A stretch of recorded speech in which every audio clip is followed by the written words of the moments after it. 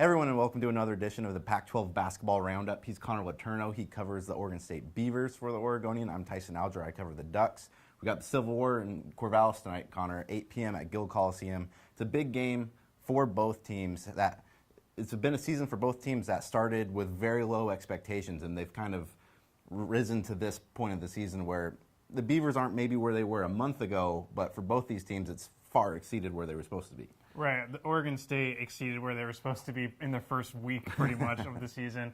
They're on a little bit of the decline right now. They've lost 5 of their past 6 games. They've really struggled on the road where they're 1-8 in Pac-12 play. But at home, they're just a different team. They're 15-1 there on the season. That's a record in terms of home wins. So, for whatever reason, they're able to string together complete games. They play great defensively at home. So they have a real test in store for them against an Oregon team that's probably the hottest team in the conference. Yeah, and that was kind of the theme yesterday at media availability was, Oregon State, they are on a little bit of a downturn from where they were, but Dana Altman and the players made sure to say they are a much different team at home. Their only loss was against a very good Utah team. And so the Ducks come in, they've won 10 of 12, 8 of 9. They've essentially clinched an NCAA tournament berth. Winning tonight would just all about seal that up.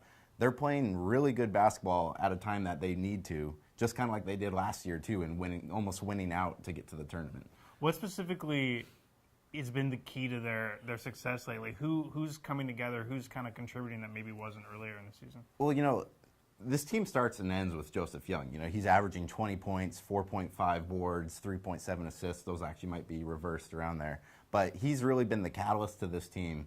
But what's really kind of made this team come together this season is not, they obviously need him. He's what makes them go. But you've seen some of the other players kind of come out of the woodwork. Dwayne Benjamin has been playing very good as of late. He's a 6'7" guard, wing, forward maybe too. He's very long, that has the ability to come off the bench and put in double digits if they're asking him to. And I think that's kind of one of the things that they lacked at the start of the season was a go-to bench player who could, fill up the cup either from outside or inside. And I think Benjamin's played a very big role in that. I was actually at the Oregon-Cal game last week, and Benjamin just turned it on late in that game. He was a force. Yeah. And it was largely because there was so much attention being paid to Young that he was wide open. And he was laughing when he would hit these wide open threes. He was like, "Where is everyone?" Yeah, I think Benjamin has a lot of potential, even the rest of this season, but even going forward to next year. He was a junior college transfer. He played timid at times at the start of the year, but as you saw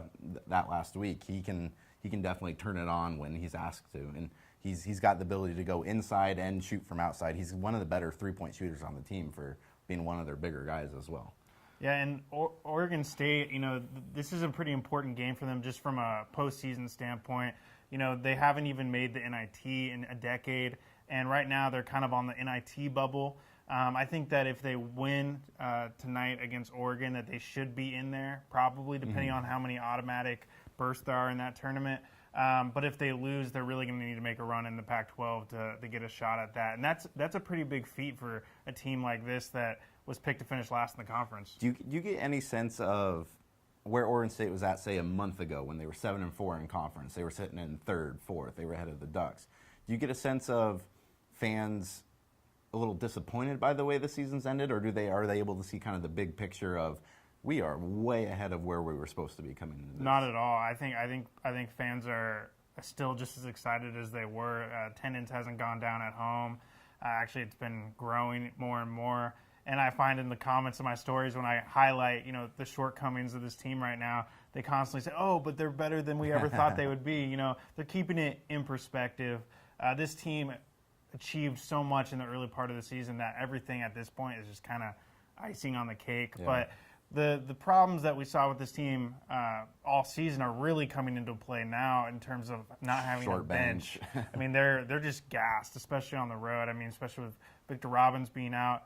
Jamal Reed is really their only bench player, and then he had to go in the starting lineup the past 2 games because Olaf Schaftenar has been sick. Yeah. And Olaf has been playing through the flu because they have no one else, and he's been really struggling lately. So they don't really have a lot of options. It's not really surprising that the wheels kind of started to not come off, but wobble a little bit here over the final stretch. Tinkle has said as much. He understands. They're doing the best they can. It's just when you're so shorthanded, there's only so much you can do. Now, this was a question that was posed in the roundtable we posted on Oregon Live yesterday, but both Tinkle and Altman have been kind of in the discussions of Pac-12 Coach of the Year. And I think both have made very good cases for that. I mean, what's kind of your opinion on this? I think that they both have really good cases. I think you could actually make the argument that Altman is the most deserving, just given the fact that they had 3 returners come back. And given all the drama that they had surrounding the program, to bring these newcomers together the way they have to solidify pretty much an NCAA tournament berth in season like this is very impressive.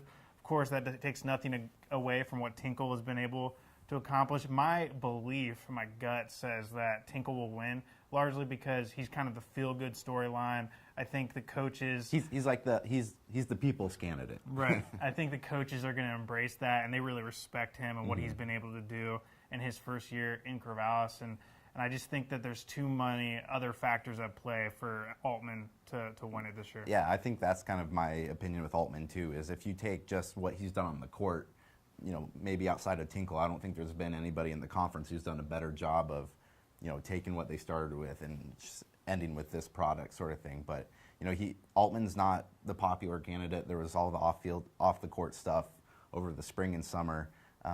He's not the most personable guy either. But both he and Tinkle have done such a great job this year that really, I think either guy could win it and nobody would really be too upset. And as of a week ago, I thought Larry Krzyzewski was really in the running, but they've struggled by their standard. Yeah. They lost 2 of their past 3. I think right now it really is between Altman and Tinkle, but I'd be surprised if Tinkle didn't take it home. Definitely. So tonight, 8 p.m., this is tip. We'll both have stories on OregonLive.com/ducks/beavers after the game, and we'll be back next week to preview the Pac-12 tournament.